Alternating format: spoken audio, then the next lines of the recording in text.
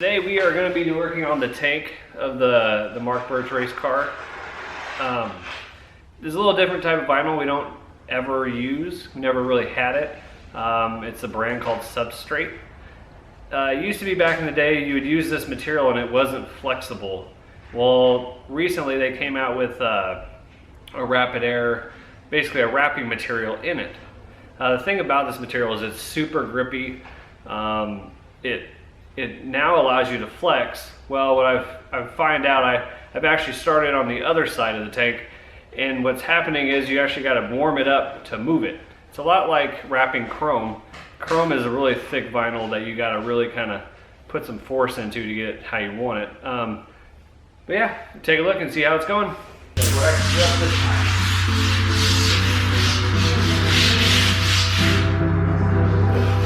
it out.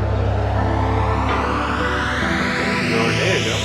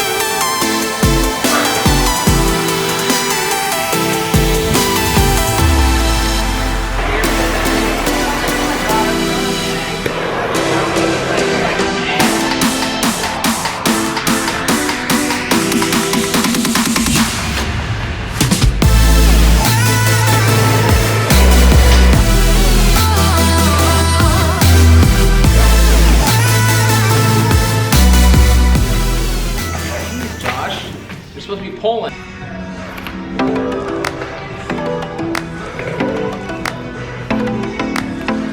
We're worried about the top. All right, go Mike. I go Mike. All right, holler.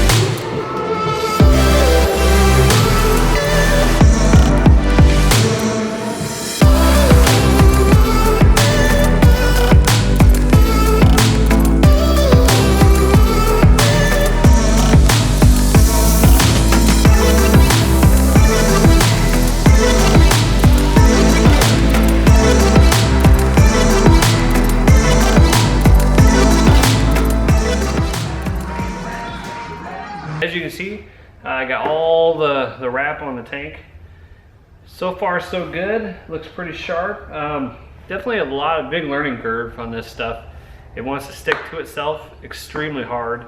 So then what happens when it sticks like that, it actually leaves adhesive instead of pulling the laminate off, which is, trust me, that was awesome that it didn't do that, because I mean, it was weird how when I was on the tank part of it, I mean, it was, you know, it kind of stuck, kind of not, and then it would stick hard once you squeegeed it down. But I mean, overall, for being the first tank I've ever wrapped, I mean, completely head to toe, putting stripes on it. Overall, I mean, it was pretty sharp. It definitely gives the old school look. I mean, I know my brother will tell you that, you know, you got to be exact. You know, we need exact, precise measurements. You know, back in the day when people would paint, they were using their finger, you know, with a pinstripe. So I mean, so I wanted to give it more of the old school feel. I mean, I actually tried, you know, with knifeless tape, getting it to be the perfect curve, get it perfect enough curve to kind of give it that old school look. I feel like it really did that. I mean, the tank itself pops. I mean, you come in this room and you're like, holy cow. You know, because nowadays people just leave their tank black or whatever color it comes in. You know, 90% of the tanks I get in here are black. So it's always really neat to see a tank that's multicolored, multi-dimensional. From, you know, being on the track and whatnot, you're gonna see a complete difference when you get a vintage car like this.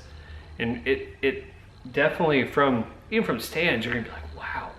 And then, you know, you're gonna think it's paint. And the moment they come to the car, they're going, that's a decal. I mean, that's huge. That's what this industry is trying. I mean, for us, we've never really wanted to do a tank because of the difficulty in it, and they never had material like this out yet. So a lot of times you would see somebody wrap a tank and it would pop out or blow out, and it wouldn't stick at all. And so, I mean, overall, turned out really good. So we're gonna have to let it sit overnight, just kind of see how anything happens. Again, get the numbers on here, and then really that's about it. And then the body and the tank and that part's done. So I hope you enjoyed this this series so far, and I know I have. I mean, trying to see a car like this and it come to life, it's a whole lot of fun. So